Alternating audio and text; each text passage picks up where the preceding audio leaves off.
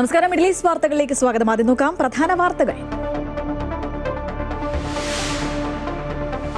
പശ്ചിമേഷ്യ വീണ്ടും സംഘർഷഭീതിയിൽ. അമേരിക്കയുടെ പിന്തുണയ്ക്ക് കാത്തിരിക്കാതെ ഇറാനെ ആക്രമിക്കാൻ ഇസ്രയേൽ ഒരുങ്ങുന്നു എന്ന അഭ്യൂഹം ശക്തം. ഇറാനെ ആണവായുധമുണ്ടാക്കാൻ അനുവദിക്കില്ലെന്ന് ആവർത്തിച്ച് ബെന്യാമിൻ നെതന്യാഹു. റിയാദിലെ സോഫ നിർമ്മാണശാലയിൽ ഉണ്ടായ തീപിടുത്തത്തിൽ 16 പ്രവാസി തൊഴിലാളികൾ മരിച്ചു. മരിച്ചവർ ബംഗ്ലാദേശ് സ്വദേശികൾ. തീ അതിവേഗം പടർന്നു പിടിക്കാൻ കാരണമായത് ഫാക്ടറിയിൽ പഞ്ഞിയും ഫോമും തടിയും അടക്കമുള്ള എളുപ്പത്തിൽ തീപിടിക്കുന്ന വസ്തുക്കൾ ധാരാളമായി സൂക്ഷിച്ചിരുന്നതിനാൽ. കുവൈറ്റിൽ കബത്ത് പ്രദേശത്ത് 2 പ്രവാസികൾ കുത്തേറ്റു മരിച്ചു.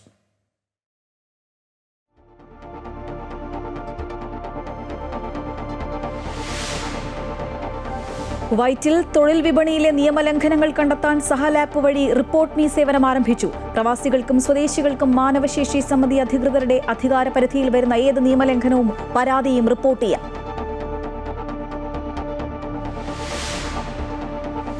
അബുദാബിയിലേക്ക് വരുന്ന ഇന്ത്യൻ വിനോദസഞ്ചാരികൾക്ക് സൗജന്യ ടൂറിസ്റ്റ് വിസ പ്രഖ്യാപിച്ച അബുദാബി സാംസ്കാരിക വിനോദസഞ്ചാര വകുപ്പ്. ആനുകൂല്യം ലഭിക്കുക അംഗീകൃത യാത്രാ പങ്കാളികൾ വഴിയോ ഓൺലൈൻ യാത്രാ ഏജൻസികൾ വഴിയോ ബുക്ക് ചെയ്യുന്നവർക്ക്.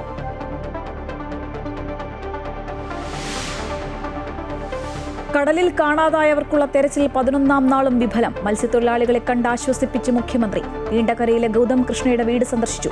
സാധ്യമായതെല്ലാം ചെയ്യുമെന്നുറപ്പ്. വിഴിഞ്ഞത്തും മുതലപ്പുഴയിലും കാണാതായവരുടെ വീടുകൾ സന്ദർശിച്ച മന്ത്രിമാരായ രമേശ് ചെന്നിത്തലയും അബ്ദുൽ ഗഫൂറും.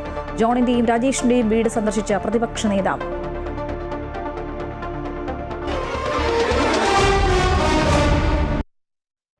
പശ്ചിമേഷ്യ വീണ്ടും സംഘർഷഭീതിയിലാണ്. അമേരിക്കയുടെ പിന്തുണയ്ക്ക് കാത്തിരിക്കാതെ ഇറാനെ ആക്രമിക്കാൻ ഇസ്രയേൽ ഒരുങ്ങുന്നു എന്ന അഭ്യൂഹം ശക്തമാണ്. ഇറാനെ ആണവായുധമുണ്ടാക്കാൻ അനുവദിക്കില്ല എന്ന് ആവർത്തിക്കുകയാണ് ബെന്യാമിൻ നെതന്യാഹു. ആവശ്യമെങ്കിൽ ആരെയും എതിർക്കാൻ മടിക്കില്ല എന്ന് നെതന്യാഹു വ്യക്തമാക്കുന്നു. അതേസമയം അമേരിക്ക തങ്ങളുടെ നിലപാടുകൾ മാറ്റുകയും ഉപരോധങ്ങൾ പിൻവലിക്കുകയും ചെയ്യാതെ ഹോർമൂസ് കടലിടുക്ക് പൂർണ്ണമായി തുറന്നു കൊടുക്കില്ല എന്ന കടുത്ത നിലപാടുമായി ഇറാനും രംഗത്തെത്തി. കടലിടുക്ക് കൈകാര്യം ചെയ്യുന്ന ബില്ലിന്റെ രൂപരേഖയ്ക്ക് നിർദ്ദേശം നൽകിയിട്ടുണ്ട്. അമേരിക്കയ്ക്ക് വേണ്ടി ആയുധ ഉൽപാദനം വർദ്ധിപ്പിക്കാൻ പെന്റഗൺ നിർദ്ദേശം നൽകിയിട്ടുണ്ടെന്നും റിപ്പോർട്ടുകൾ പുറത്തുവരുന്നു. ഹോർമൂസ് കടലിടുക്കിലെ സ്ഥിതിഗതികൾ നിരീക്ഷിച്ചു വരികയാണെന്ന് ADNOC gas chief executive officer Fatima Al Nuaimi. നിലവിലെ സാഹചര്യത്തിൽ ഇന്ധന കയറ്റുമതിക്കായി വിവിധ ബദൽ സാധ്യതകൾ പരിശോധിക്കുന്നതായി അബുദാബി നാഷണൽ ഓയിൽ കമ്പനി CFOയും വിശദീകരിച്ചു. അതിനിടെ അബുദാബി ഹബ്ഷാൻ വാതക സമുച്ചയത്തിൽ വിതരണം 85% പുനഃസ്ഥാപിച്ചതായി കമ്പനി അറിയിച്ചു. ഹോർമുസ് കടലിടുക്കിന് ബദലായിട്ടുള്ള പാതകളുടെ സാധ്യതകൾ പരിശോധിച്ചു വരികയാണെന്ന് Abu Dhabi national oil company CEO Fatima Al Nuaimi പറഞ്ഞു. വിവിധ ബദൽ മാർഗങ്ങൾ പരിശോധിക്കുന്നുണ്ടെങ്കിലും ഇത് സംബന്ധിച്ച കൂടുതൽ വിവരങ്ങൾ ഇപ്പോൾ പുറത്തുവിടാൻ കഴിയില്ല എന്നും അവർ വ്യക്തമാക്കി. അന്താരാഷ്ട്ര മാധ്യമമായ ബ്ലൂംബർഗിന് അനുവദിച്ച അഭിമുഖത്തിൽ അഡ്നോക് CFO പീറ്റർ വാൻഡ്രിയലും സമാന നിലപാട് ആവർത്തിച്ചു. അതേസമയം ഏപ്രിലിൽ ഹബ്ഷാൻ വാതക സംസ്കരണ സമുച്ചയത്തിലുണ്ടായ ആക്രമണങ്ങളുടെ ആഘാതം മറികടന്ന് അഡ്നോക് ഗ്യാസ് ഉൽപാദനവും വിതരണവും വേഗത്തിൽ സാധാരണ നിലയിലേക്ക് നീങ്ങുകയാണ്. സമുച്ചയത്തിൽ നിന്നുള്ള വാതക വിതരണം 85% പുനഃസ്ഥാപിച്ചുവെന്ന് കമ്പനി അറിയിച്ചു. നേരത്തെ നിശ്ചയിച്ച സമയക്രമത്തേക്കാൾ മുന്നിലാണ് പ്രവർത്തനങ്ങൾ എന്നും കമ്പനി വ്യക്തമാക്കി. 2026 2ാം പാദത്തിൽ അഡ്നോക് ഗ്യാസ് $66.5 കോടി അറ്റാദായം രേഖപ്പെടുത്തിയതായും റിപ്പോർട്ടുകൾ പറയുന്നു. ഏപ്രിലിൽ വ്യത്യസ്ത ദിവസങ്ങളിലുണ്ടായ 2 സംഭവങ്ങൾക്ക് പിന്നാലെ സമുച്ചയത്തിന്റെ സംസ്കരണ ശേഷി ആദ്യം 60% വരെ പുനഃസ്ഥാപിച്ചിരുന്നു. Amrita news, Abu Dhabi. മേഖലയിലെ ഇപ്പോഴുള്ള അടിയന്തര സാഹചര്യങ്ങളും സംഘർഷാവസ്ഥയും ലഘൂകരിക്കാനുള്ള ശ്രമങ്ങളുടെ ഭാഗമായി സൗദി വിദേശകാര്യമന്ത്രി അമീർ ഫൈസൽ ബിൻ ഫർഹാനെ കുവൈറ്റ് വിദേശകാര്യമന്ത്രി ഷെയ്ഖ് ജറാഹ് ജാബിർ അൽ അഹമ്മദ് അൽ സബാഹ് ഫോണിൽ വിളിച്ച് സംസാരിച്ചു.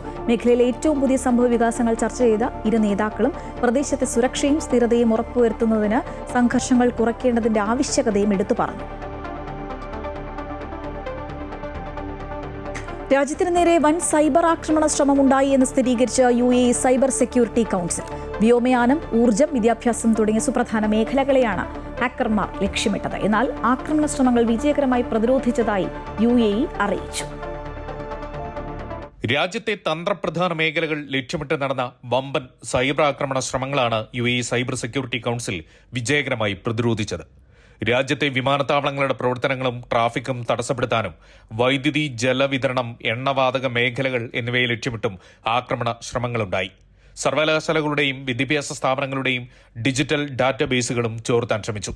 എന്നാൽ UAEയുടെ അത്യാധുനിക ദേശീയ സൈബർ സുരക്ഷാ സംവിധാനങ്ങൾ ആക്രമണങ്ങളെ മുൻകൂട്ടി കണ്ടെത്തുകയും വിജയകരമായി പ്രതിരോധിക്കുകയുമായിരുന്നു. സർക്കാർ ജീവനക്കാർക്ക് വിശ്വസനീയം എന്ന് തോന്നിക്കുന്ന തരത്തിൽ വ്യാജ ഇമെയിലുകളും ലിങ്കുകളും അയച്ചാണ് ആക്രമണത്തിന് തുടക്കമിട്ടത്. ഈ വ്യാജ ലിങ്കുകൾ വഴി ജീവനക്കാരുടെയും സുപ്രധാന മേഖലകളിലെ ഉദ്യോഗസ്ഥരുടെയും വിവരങ്ങൾ കൈക്കലാക്കാനായിരുന്നു ശ്രമം. തുടക്കത്തിലെ ഇത് തിരിച്ചറിഞ്ഞ സൈബർ സെക്യൂരിറ്റി ടീം മിനിറ്റുകൾക്കകം പ്രതിരോധ സംവിധാനങ്ങൾ സജീവമാക്കി ഹാക്കിംഗ് ശ്രമങ്ങളെ പൂർണ്ണമായി തകർത്തു. ശ്രമങ്ങൾ തുടക്കത്തിലെ തകർത്തതിനാൽ രാജ്യത്തെ അവശ്യ സേവനങ്ങൾക്കോ മറ്റു സംവിധാനങ്ങൾക്കോ യാതൊരുവിധ തടസ്സവും ഉണ്ടായിട്ടില്ല എന്നും അധികൃതർ അറിയിച്ചു.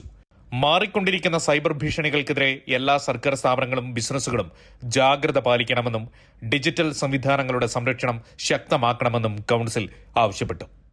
Amrita news, Abu Dhabi.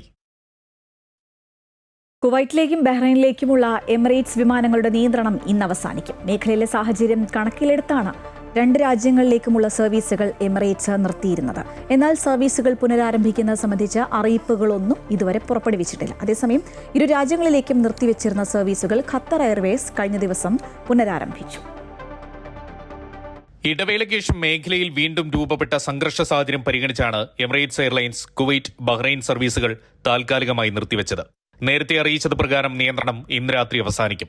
എന്നാൽ പുനരാരംഭിക്കുന്നത് സംബന്ധിച്ച് ഇതുവരെ പുതിയ അറിയിപ്പുകളൊന്നും ലഭിച്ചിട്ടില്ല. അതേസമയം ഫ്ലൈ ദുബായ്, എത്തിഹാദ് വിമാനങ്ങൾ 2 രാജ്യങ്ങളിലേക്കും സർവീസ് തുടരുന്നുണ്ട്. ഖത്തർ എയർവേസും നിർത്തിവെച്ച സർവീസുകൾ കഴിഞ്ഞ ദിവസം പുനരാരംഭിച്ചിരുന്നു.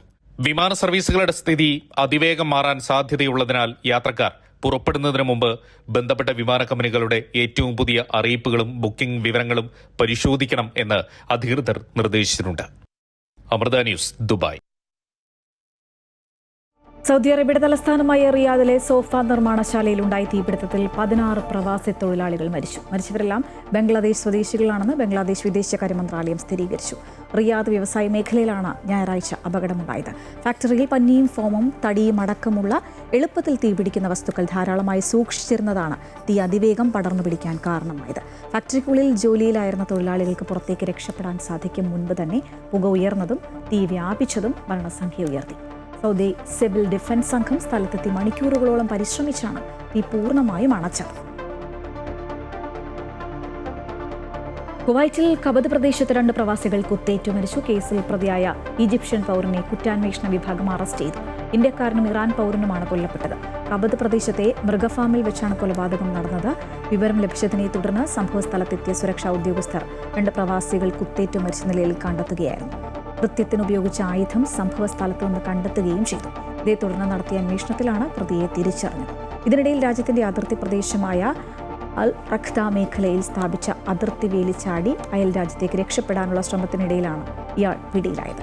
തുടർ നടപടികൾക്കായി പ്രതിയെ ബന്ധപ്പെട്ട അധികാരികൾക്ക് കൈമാറിയതായി ആഭ്യന്തര മന്ത്രാലയം അറിയിച്ചു. കുവൈറ്റിൽ തൊഴിൽ വിപണിയിലെ നിയമലംഘനങ്ങൾ കണ്ടെത്തുന്നതിന് പൊതുജനങ്ങളുടെ സഹകരണത്തോടെ സഹൽ ആപ്പ് വഴി പുറത്തിറക്കിയ റിപ്പോർട്ട് മീ സേവനം ആരംഭിച്ചു. രാജ്യത്തെ പൗരന്മാർക്കും പ്രവാസികൾക്കും ഇത്തരം പരാതികളും നിയമലംഘനങ്ങളും സഹൽ ആപ്പ് വഴി സമർപ്പിക്കുവാൻ കഴിയുന്നതാണ് പുതിയ സേവനം. പരാതികൾ അറിയിക്കുന്നവരുടെ വിവരങ്ങൾ പൂർണ്ണമായും രഹസ്യമായി സൂക്ഷിക്കുമെന്ന് മാനവ വിഭവശേഷി സമിതി അധികൃതർ അറിയിച്ചു. ആഗോള മനുഷ്യക്കടത്ത് വിരുദ്ധ ദിനത്തോടനുബന്ധിച്ച് കഴിഞ്ഞ ആഴ്ചയാണ് പുതിയ സേവനം പുറത്തിറക്കിയത്. പ്രവാസികൾക്കും സ്വദേശികൾക്കും മാനവശേഷി സമിതി അധികൃതരുടെ അധികാര പരിധിയിൽ വരുന്ന ഏത് നിയമലംഘനവും പരാതിയും ഈ സംവിധാനം വഴി റിപ്പോർട്ട് ചെയ്യാം. പരാതിക്കാരന്റെ പേരും വ്യക്തിഗത വിവരങ്ങളും ഒരു സ്ഥാപനത്തിനും വെളിപ്പെടുത്തി നൽകില്ലെന്നും അധികൃതർ ഉറപ്പ് നൽകി. ഇത്തരത്തിൽ ലഭിക്കുന്ന ഓരോ പരാതികളും വിദഗ്ധ സംഘം പരിശോധിക്കുകയും ഉറപ്പുവരുത്തിയ ശേഷം ആവശ്യമായ നടപടികൾ സ്വീകരിക്കുകയും ചെയ്യും.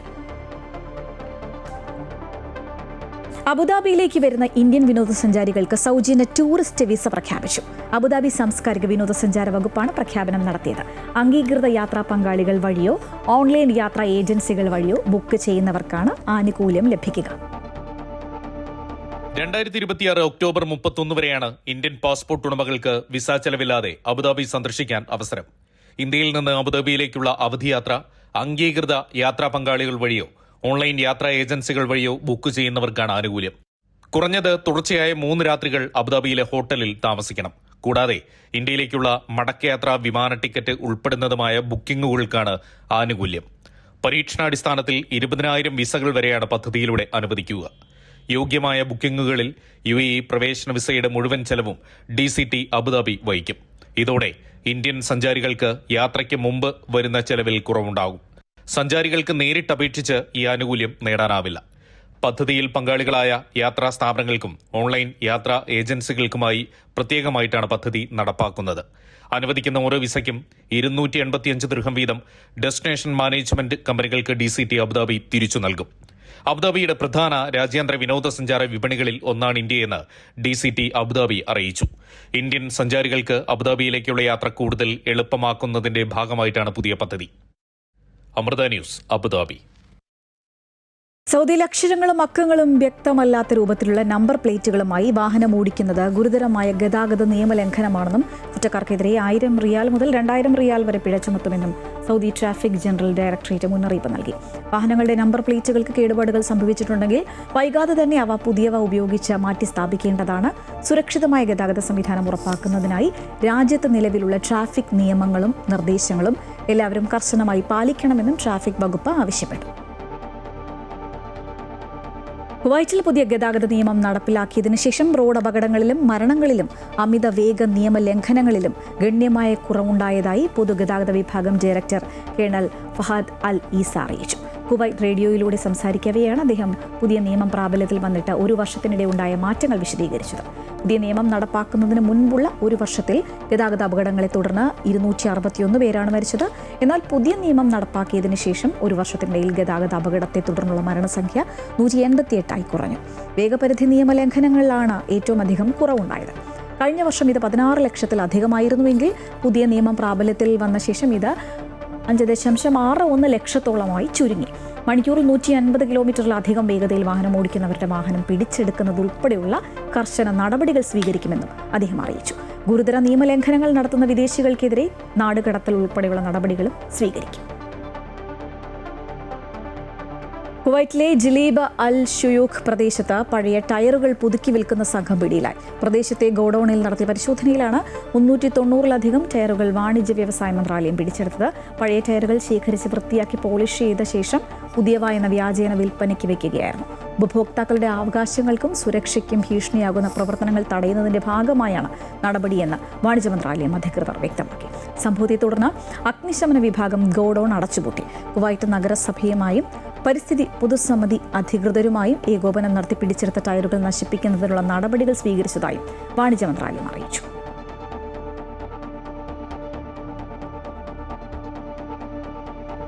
Burj Khalifa Dubai mall metro സ്റ്റേഷന് സമീപം 2 കിലോമീറ്റർ നീളത്തിൽ റോഡ് വീതി കൂട്ടുന്ന പദ്ധതി പൂർത്തിയാക്കി RTA. അബുദാബിയിൽ നിന്ന് വേൾഡ് ട്രേഡ് സെന്റർ ഇന്റർസെക്ഷൻ ഭാഗത്തേക്ക് പോകുന്ന വാഹനങ്ങൾക്കാണ് പുതിയ ലൈൻ പ്രയോജനപ്പെടുക. ഇതോടെ റോഡിലെ ലൈനുകളുടെ എണ്ണം 7 ഉയർന്നു. റോഡിന്റെ ശേഷി 17% വർദ്ധിച്ചതോടെ തിരക്കേറിയ സമയങ്ങളിലെ യാത്രാസമയം 10% വരെ കുറയും. റോഡിന്റെ ശേഷി വർദ്ധിപ്പിക്കാനും ചുറ്റുമുള്ള റോഡുകളുമായി ബന്ധം ശക്തമാക്കാനും വിപുലമായ ഗതാഗത വികസന പദ്ധതികളാണ് മേഖലയിൽ നടന്നുവരുന്നത്.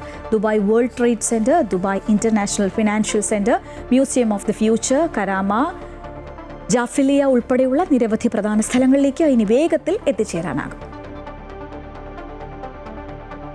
സൗദി അറേബ്യയിൽ പുതിയ ഇന്ത്യൻ അംബാസിഡറായി നിയമിതനായ വിപുൽ നാളെ റിയാദിലെത്തും. ബുധനാഴ്ച റിയാദിലെ ഇന്ത്യൻ എംബസിയിലെത്തി അദ്ദേഹം ഔദ്യോഗികമായി ചുമതലയേൽക്കും. ഓഗസ്റ്റ് 15 എംബസിയിൽ നടക്കുന്ന സ്വാതന്ത്ര്യദിനാഘോഷ ചടങ്ങിൽ അദ്ദേഹം ദേശീയ പതാക ഉയർത്തും. തുടർന്ന് സൗദിയിലെ പ്രവാസി സമൂഹത്തെ അഭിസംബോധന ചെയ്ത് സംസാരിക്കും. ഇന്ത്യ സൗദി തന്ത്രപ്രധാന ബന്ധവും സാമ്പത്തിക വ്യാപാര സഹകരണവും കൂടുതൽ ശക്തമാക്കുകയാണ് തന്റെ പ്രധാന ലക്ഷ്യമെന്ന് മുൻ ഖത്തർ അംബാസിഡറും 1998 ബാച്ച് IFS ഉദ്യോഗസ്ഥനുമായ വിപുൽ വ്യക്തമാക്കി. ദുബായ് ഗ്ലോബൽ വില്ലേജിൽ ഭക്ഷ്യപാനീയ കടകൾ ആരംഭിക്കാൻ താമസക്കാർക്ക് അവസരം. 31ാം സീസണ് മുന്നോടിയായിട്ടാണ് റെസ്റ്റോറന്റുകൾ, കോഫി ഷോപ്പുകൾ, കിയോസ്കുകൾ തുടങ്ങിയ വിഭാഗങ്ങളിലേക്ക് സംരംഭകരിൽ നിന്ന് അപേക്ഷ ക്ഷണിച്ചത്. ചെറുകിട ഇടത്തരം സംരംഭകർക്കും സ്വതന്ത്ര ഭക്ഷ്യ ബ്രാൻഡുകൾക്കും അപേക്ഷിക്കാം. ഗ്ലോബൽ വില്ലേജിൽ സ്വന്തമായി ഒരു ഷോപ്പ് ആരംഭിക്കണം എന്നാഗ്രഹിക്കുന്നവർക്ക് ഇപ്പോൾ അപേക്ഷിക്കാം. ഗ്ലോബൽ വില്ലേജ് 31ാം സീസണ് മുന്നോടിയായിട്ടാണ് റെസ്റ്റോറന്റുകൾ, കോഫി ഷോപ്പുകൾ, കിയോസ്കുകൾ, ഭക്ഷണ ട്രോളികൾ തുടങ്ങിയ വിഭാഗങ്ങളിലേക്ക് സംരംഭകരിൽ നിന്ന് അപേക്ഷ ക്ഷണിച്ചത്. പുതിയ സംരംഭകർക്കും നിലവിൽ പ്രവർത്തിക്കുന്നവർക്കും ഫ്രാഞ്ചൈസി നടത്തിപ്പുകാർക്കും അപേക്ഷിക്കാം. ഗ്ലോബൽ വില്ലേജിന്റെ ഔദ്യോഗിക ബിസിനസ് പോർട്ടൽ വഴി ഈ മാസം 7-ന് അപേക്ഷാ നടപടികൾ തുടങ്ങിയിട്ടുണ്ട്. റെസ്റ്റോറന്റുകൾ, കോഫി ഷോപ്പുകൾ വിഭാഗത്തിലേക്കുള്ള അപേക്ഷകൾ ഈ മാസം 18-ാം തീയതി വരെ നൽകാം. കിയോസ്കുകൾ, ഭക്ഷണ ട്രോളികൾ വിഭാഗത്തിലുള്ള അപേക്ഷ 13 മുതൽ 26 വരെയാണ് സ്വീകരിക്കുക. ഭക്ഷ്യ സംരംഭങ്ങൾക്ക് ആവശ്യമായ വിവിധ സൗകര്യങ്ങളും പിന്തുണയും ഗ്ലോബൽ വില്ലേജ് ഒരുക്കും. സംരംഭത്തിന്റെ ആവശ്യാനുസരണം ക്രമീകരിക്കാവുന്ന വിൽപ്പനശാല സംവിധാനങ്ങൾ, ജീവനക്കാരുടെ വിസ നടപടികൾക്കുള്ള സഹായം, ഇറക്കുമതി ചെയ്യുന്ന ഉൽപ്പന്നങ്ങൾക്കുള്ള കസ്റ്റംസ് നടപടികളിലെ പിന്തുണ, സംഭരണ സൗകര്യം, രജിസ്ട്രേഷൻ സഹായം എന്നിവ ഇതിൽ ഉൾപ്പെടും. ഉപവാടകക്കാർക്കായി ഇലക്ട്രോണിക് പണമിടപാട് സംവിധാനങ്ങളും ലഭ്യമാക്കും. സീസൺ മുഴുവൻ പ്രവർത്തനവുമായി ബന്ധപ്പെട്ട മാർഗനിർദ്ദേശങ്ങളും നൽകും. യുഎഇയിൽ ഭക്ഷ്യവിൽപ്പന മേഖലയിലുള്ള വലിയ പങ്ക് മലയാളികളടക്കമുള്ള ഇന്ത്യക്കാർക്ക് ലഭിക്കുന്ന മികച്ച അവസരമായിരിക്കും ഗ്ലോബൽ വില്ലേജിലേത്. Amrita news, Dubai. കണ്ണീരൊപ്പാനും ആശ്വാസമേകാനും മുഖ്യമന്ത്രി എത്തി. കൊല്ലത്ത് കടലിൽ കാണാതായ ഗൗതം കൃഷ്ണയുടെ കുടുംബത്തെ ആശ്വസിപ്പിക്കാൻ 11 ദിവസങ്ങൾക്ക് ശേഷം മുഖ്യമന്ത്രി വി ഡി സതീശനെത്തി. കുടുംബത്തെ ആശ്വസിപ്പിക്കാൻ വാക്കുകളില്ല എന്ന് പറഞ്ഞ മുഖ്യമന്ത്രി പരമാവധി സഹായം കുടുംബത്തിന് നൽകുമെന്ന ഉറപ്പും നൽകി. മുഖ്യമന്ത്രിക്കൊപ്പം മന്ത്രി ഷിബു ബേബി ജോണും പിന്നാലെ ജില്ലയിലെ മറ്റ് മന്ത്രിമാരും ഗൗതം കൃഷ്ണയുടെ വീട്ടിലെത്തി. അതേസമയം ഗൗതം കൃഷ്ണയ്ക്കായുള്ള തെരച്ചിൽ 11-ാം ദിവസവും ഫലം കണ്ടില്ല. ഞാൻ അവരുമായിട്ട് ഫോണിൽ വിളിച്ച് സംസാരിച്ചിരുന്നു. അവർ പറയുകയും ചെയ്തു എൻ്റെ അടുത്ത് എന്തുകൊണ്ടാണ് അവരങ്ങനെ പറയാനുള്ള സാഹചര്യം. സ്വാഭാവികമാണ്. അതുകൊണ്ടൊന്നും അവരെ ശത്രുവായിട്ട് കാണാൻ. പക്ഷെ എൻ്റെ വിഷമം എന്ന് പറയുന്നത് നമുക്ക് എങ്ങനെ നിയന്ത്രിക്കാൻ പറ്റും. അപ്പോൾ സ്വാഭാവികമായിട്ടും നമ്മളെയൊക്കെയല്ലേ, നമ്മളാണല്ലോ വിമർശിക്കപ്പെടേണ്ടവർ, നമ്മളല്ലേ. ഒരു കാലത്തും ചെയ്യാത്ത തരത്തിലുള്ള ശ്രദ്ധ ചെലുത്തിയിട്ടാണ് അക്കാര്യത്തിൽ ജില്ലാ ഭരണകൂടവും ജില്ലാ കളക്ടറെ ഉൾപ്പെടെയുള്ള ആളുകളുടെ ഞാൻ അക്കാര്യത്തിൽ അവർ എല്ലാം പൂർണ്ണമായി ഇതിൽ ഏകീകരിച്ചുകൊണ്ട് ഏകാഗ്രത പുലർത്തിക്കൊണ്ട് അത് ചെയ്തു. അവരെ അങ്ങനെ നമുക്ക് കളയാൻ പറ്റില്ല. അവർ പൊക്കോട്ടെ. മത്സ്യത്തൊഴിലാളികളോട് ഒരു സമാധാന വാക്ക് പോലും പറയാത്ത, പ്രതികരിക്കാതിരുന്ന ഫിഷറീസ് മന്ത്രി കഴിഞ്ഞ ദിവസങ്ങളിൽ വലിയ വിമർശനമാണ് നേരിട്ടത്. വിഴിഞ്ഞത്തും മുതലപ്പൊടിയിലും മത്സ്യത്തൊഴിലാളികളെ കാണാതായ വീടുകൾ ഇന്ന് സന്ദർശിച്ചിരിക്കുകയാണ് ആഭ്യന്തരമന്ത്രി രമേശ് ചെന്നിത്തലയും ഫിഷറീസ് മന്ത്രി അബ്ദുൽ ഗഫൂറും. സർക്കാർ ഒപ്പമെന്നും കാണാതായവർക്കായി തെരച്ചിൽ ഊർജിതമാക്കുമെന്നും ആഭ്യന്തരമന്ത്രി രമേശ് ചെന്നിത്തല പറഞ്ഞു. മത്സ്യത്തൊഴിലാളികൾക്കുള്ള മുന്നറിയിപ്പുകൾ കാര്യക്ഷമമാക്കുകയും അപകടം പറ്റിയാൽ ഗോൾഡൻ അവറിലെ രക്ഷാദൌത്യം ഏകോപിപ്പിക്കുമെന്നും ഫിഷറീസ് മന്ത്രി ഉറപ്പു നൽകി. മത്സ്യത്തൊഴിലാളികളെ കാണാതായി 10 ദിവസം പിന്നിട്ടിട്ടും ഫിഷറീസ് മന്ത്രി തിരിഞ്ഞു നോക്കിയില്ല എന്ന ആക്ഷേപം ശക്തമാകുമ്പോഴാണ് ഇന്ന് വിഴിഞ്ഞത്തും മുതലപ്പൊഴിയിലും മന്ത്രിമാരുടെ സന്ദർശനം. ആഭ്യന്തരമന്ത്രി രമേശ് ചെന്നിത്തലയ്ക്കൊപ്പമാണ് ഫിഷറീസ് മന്ത്രി വി.ഇ. അബ്ദുൽ ഗഫൂർ മത്സ്യത്തൊഴിലാളികളുടെ വീട് സന്ദർശിച്ചത്. ആദ്യമെത്തിയത് വിഴിഞ്ഞത്ത് കാണാതായ പുല്ലുവിള സ്വദേശി ജോൺ മത്യാസിന്റെ വീട്ടിലായിരുന്നു. അരമണിക്കൂറിലധികം വീട്ടുകാരുമായി സംസാരിച്ച് അവരുടെ ആശങ്കകൾക്കും പ്രശ്നങ്ങൾക്കും വേണ്ട പരിഹാരം ഉടനടി സ്വീകരിക്കുമെന്ന് ഉറപ്പു നൽകി. ഒരു മത്സ്യത്തൊഴിലാളിയെ കടലിൽ കാണാതായാൽ ആദ്യത്തെ ഗോൾഡൻ അവറിൽ ചെയ്യേണ്ട കാര്യങ്ങൾ ഇപ്പോഴും ഏകോപിപ്പിക്കാൻ സംവിധാനങ്ങൾക്ക് കഴിയുന്നില്ല എന്നും രക്ഷാദൌത്യത്തിന് കൃത്യമായ പ്രോട്ടോകോൾ ഇല്ല എന്നതുമാണ് ജോണിന്റെ മകൾ ജിജി ആദ്യമേ ചൂണ്ടിക്കാട്ടിയിരുന്നത്. ഇക്കാര്യങ്ങളൊക്കെയും മന്ത്രിമാർ നേരിട്ട് കേട്ടറിഞ്ഞു. അടിക്കടി ഉണ്ടാകുന്ന ഇത്തരം അപകടങ്ങൾ തടയാൻ വേണ്ടി ഫിഷറീസ് വകുപ്പ് തന്നെ ചില നടപടികൾ എടുത്തിട്ടുണ്ട്. ഇനിയൊരു അപകടം ഇതുപോലെ ഉണ്ടാകരുത്, അതിനു വേണ്ടിയിട്ടുള്ള ശാശ്വതമായ പരിഹാരമാണ് ഗവൺമെന്റ് ആഗ്രഹിക്കുന്നത്. അപകടങ്ങൾ ഉണ്ടാകുന്ന സമയത്ത് ഗോൾഡൻ അവറിൽ തന്നെ റെസ്ക്യൂ ഓപ്പറേഷൻസ് നടത്തുക എന്നുള്ള ഒരു കാര്യമാണ് ഏറ്റവും പ്രധാനപ്പെട്ട ആയിട്ടുള്ളത്. മുതലപ്പൊഴിയുടെ വിഷയവുമായി സംബന്ധിച്ച് ഡ്രഡ്ജിങ്ങിന് ഗവൺമെന്റ് ഓർഡർ ജിയോ ഇറങ്ങിയിട്ടുണ്ട്. ഉടനെ തന്നെ അത് ആരംഭിക്കും. അവർക്കതിന്റെ കാര്യഗൗരവം കൃത്യമായിട്ട് മനസ്സിലായി. അതിനുള്ള ഇടപെടൽ എത്രയും പെട്ടെന്ന് നടത്തും. SOP 2 ആഴ്ചക്കുള്ളിൽ നിലവിൽ വരും. എല്ലാം ഡിജിറ്റലൈസ് ചെയ്യുന്ന കാര്യങ്ങളായിരുന്നാലും മത്സ്യഫെഡുമായിട്ട് ബന്ധപ്പെട്ട അല്ലെങ്കിൽ ഫിഷറീസ് മേഖലയുമായിട്ട് ബന്ധപ്പെട്ടുള്ള കാര്യങ്ങളെല്ലാം ഡിജിറ്റലൈസ് ചെയ്യുന്ന കാര്യമായിരുന്നാലും അതൊക്കെ ഓൾറെഡി അവരുടെ ഇപ്പം അതൊന്ന് ചർച്ചയ്ക്ക് എടുത്തിട്ടുണ്ട്. എല്ലാം എത്രയും വേഗം പ്രാബല്യത്തിൽ വരുമെന്ന് പറഞ്ഞ് നമുക്ക് അഷ്യൂറിറ്റി തന്നിട്ടാണ് ഇപ്പൊ പോയിട്ടുള്ളത്. വിഴിഞ്ഞത്ത് നിന്ന് നേരെ മുതലപ്പൊഴിയിലെത്തിയ മന്ത്രിമാർ ദുരിതമേഖലകൾ സന്ദർശിച്ചു. കടലിൽ കാണാതായ 5 തെങ്ങ് സ്വദേശി ഷിജിന്റെ വീട്ടിലെത്തി ബന്ധുക്കളെ കണ്ടു. മുതലപ്പൊഴിയിൽ അപകടങ്ങൾ തുടർക്കഥയാകുമ്പോൾ ഒരു ശാശ്വത പരിഹാരവും രക്ഷാദൌത്യത്തിന് വേണ്ട കാര്യക്ഷമമായ ഇടപെടലും തന്നെയാണ് നാട്ടുകാർ ഉന്നയിച്ചത്.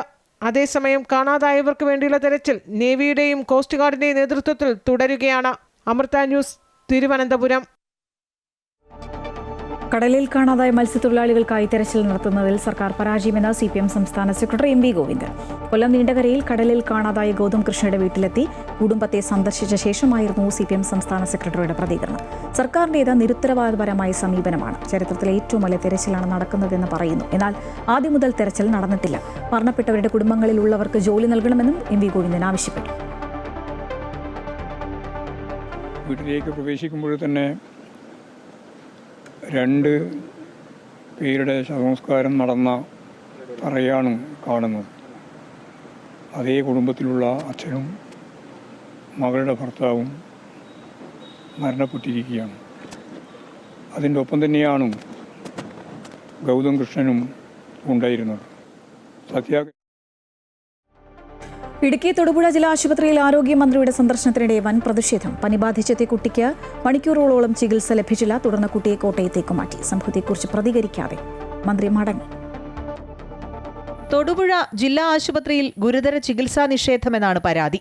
ആരോഗ്യവകുപ്പ് മന്ത്രി ആശുപത്രിയിലെത്തിയ സമയത്ത് പോലും അടിയന്തര വിഭാഗത്തിൽ ഡോക്ടർമാരില്ലാതെ മണിക്കൂറുകളോളം രോഗികൾ വലഞ്ഞു. ചികിത്സ കിട്ടാതെ ഗുരുതരാവസ്ഥയിലായ കുട്ടിയെ കോട്ടയത്തേക്ക് മാറ്റി. കുഞ്ഞിനെ കൊണ്ട് ഞാൻ ഇവിടെ ഹോസ്പിറ്റലിൽ വന്നതാണ്. 12 മണിക്ക് ഞാനിവിടെ വന്നു. പക്ഷേ ജസ്റ്റ് ഒരു ഇഞ്ചക്ഷൻ മാത്രം എടുക്കേണ്ടി വന്നിട്ടുള്ളൂ. പക്ഷേ ഇഞ്ചക്ഷൻ എടുക്കാൻ തന്നെ ഒരുപാട് സമയം ലേറ്റായി. ഇവർ പറയുന്നു മന്ത്രി വന്നതാണ്, മന്ത്രി വന്നതിന്റെ തിരക്കാണ്, കാര്യങ്ങളാണെന്നൊക്കെ പറയുന്നു. മന്ത്രി വരുന്നതും പോലും നമുക്കറിയേണ്ട കാര്യമില്ലല്ലോ.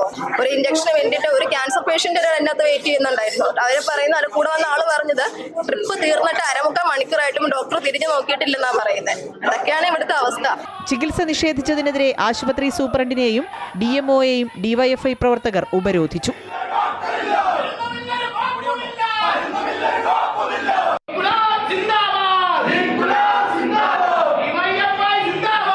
ആശുപത്രിയിൽ ഉന്നത ഉദ്യോഗസ്ഥരുടെ യോഗത്തിനാണ് മന്ത്രി K മുരളീധരൻ എത്തിയത്. ആശുപത്രിയിലുണ്ടായ സംഭവങ്ങളിൽ മാധ്യമങ്ങളോട് പ്രതികരിക്കാൻ മന്ത്രി തയ്യാറായില്ല. അമൃത ന്യൂസ്, ഇടുക്കി. CJP സമരത്തിൽ അമിത്ഷായുടെ മറുപടി ആവശ്യപ്പെട്ട ഇന്നും പാർലമെന്റ് സ്തംഭിപ്പിച്ചു പ്രതിപക്ഷം.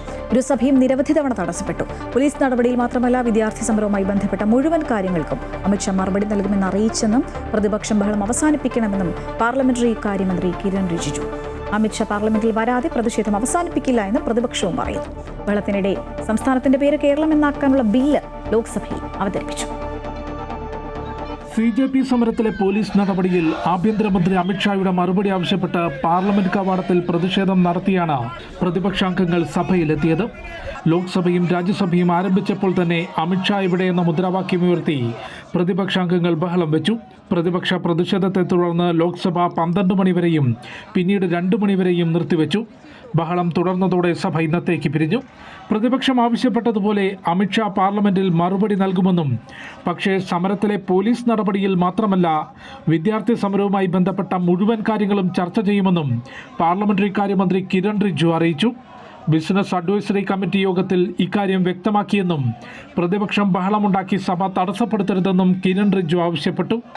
സർക്കാർ പൂരാ ഛാത്ര കാ മാമല കോ ലേക്കർ കെ ചർച്ച കെ ലിയെ തയ്യാർ ഹൈ और स्टेटमेंट नहीं, छात्र का मामला को लेकर के पूरा चर्चा के लिए तैयार है और पूरा जवाब देने के लिए तैयार है. സമരത്തിലെ പോലീസ് നടപടിയിൽ ആഭ്യന്തരമന്ത്രി മറുപടി നൽകണമെന്നാണ് ആവശ്യമെന്നും എന്തുകൊണ്ടാണ് അമിത്ഷാ പാർലമെന്റിനകത്ത് വരാത്തതെന്നും പ്രതിപക്ഷം ചോദിച്ചു. लोकसभा में और राज्यसभा में एक ही डिमांड है कि अमित शाह जी सदन में आना चाहिए और अपनी बात रखना चाहिए. പ്രതിപക്ഷ ബഹളത്തിനിടെ സംസ്ഥാനത്തിന്റെ പേര് കേരളം എന്നാക്കുന്നതിനുള്ള ബില്ല് ലോക്സഭയിൽ അവതരിപ്പിച്ചു. അമിത്ഷായ്ക്ക് പകരം ആഭ്യന്തര സഹമന്ത്രി നിത്യാനന്ദ റോയാണ് ബിൽ അവതരിപ്പിച്ചത്. ദേശീയ സഹകരണ വികസന കോർപ്പറേഷൻ ഭേദഗതി ബില്ലും സഭയിൽ അവതരിപ്പിച്ചു. നികുതി നിയമ ഭേദഗതി ബിൽ രാജ്യസഭ ചർച്ച ചെയ്ത് പാസാക്കി. അമൃത ന്യൂസ്, ന്യൂഡൽഹി. തമിഴ്നാട്ടിൽ പൊതുപരിപാടികളിൽ തമിഴ് തായ് വാഴ്ത്ത് നിർബന്ധമായും ആലപിക്കണമെന്ന് വ്യവസ്ഥ ചെയ്യുന്ന പ്രത്യേക പ്രമേയം തമിഴ്നാട് നിയമസഭ ഇന്ന് പാസാക്കും. മുഖ്യമന്ത്രി വിജയ് നിയമസഭയിൽ പ്രമേയം അവതരിപ്പിച്ചു.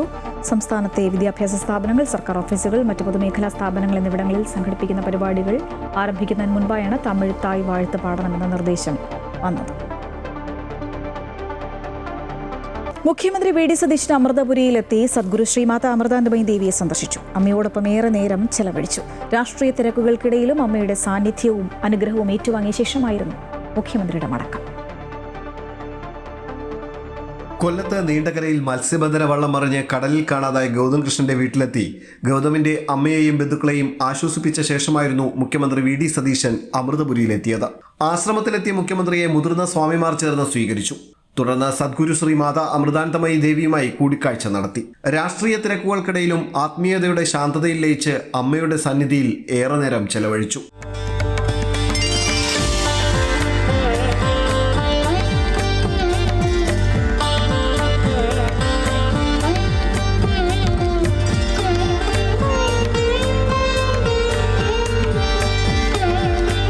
ഒരു മണിക്കൂറിലേറെ ആശ്രമത്തിൽ തങ്ങിയ മുഖ്യമന്ത്രി ആശ്രമത്തിലെ കളരിയിൽ ക്ഷേത്രദർശനം നടത്തിയ ശേഷം ഉച്ചഭക്ഷണവും കഴിച്ചാണ് മടങ്ങിയത്. അമൃത ന്യൂസ്, കൊല്ലം. കോഴിക്കോട് താമരശ്ശേരിയിൽ കാപ്പ ലംഘിച്ച് നാട്ടിൽ പ്രവേശിച്ച ഗുണ്ടാ ലിസ്റ്റിൽപ്പെട്ടയാൾ അറസ്റ്റിൽ. പരപ്പൻപൊയിൽ സ്വദേശിയായ ഷാജിയാണ് അറസ്റ്റിലായത്. കോഴിക്കോട് റൂറൽ ജില്ലയിലെ ഗുണ്ട പട്ടികയിൽ ഉൾപ്പെട്ട ഇയാൾക്കെതിരെ വിവിധ പോലീസ് സ്റ്റേഷനുകളായി കേസുകൾ നിലവിലുണ്ട്. കോടതിയിൽ ഹാജരാക്കിയ പ്രതിയെ റിമാൻഡ് ചെയ്തു.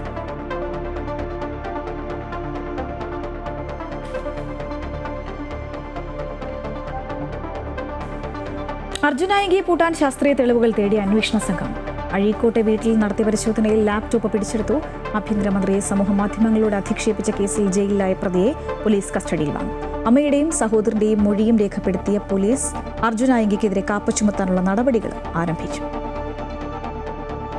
കണ്ണൂർ സൈബർ SHO എ അനൂപിന്റെ നേതൃത്വത്തിൽ ആയങ്കിയുടെ അഴീക്കോട്ടെ വീട്ടിലായിരുന്നു പരിശോധന. ഇയാളുടെ അമ്മയുടെയും സഹോദരൻ അജയ് ആയങ്കിയുടെയും മൊഴിയും പോലീസ് രേഖപ്പെടുത്തി.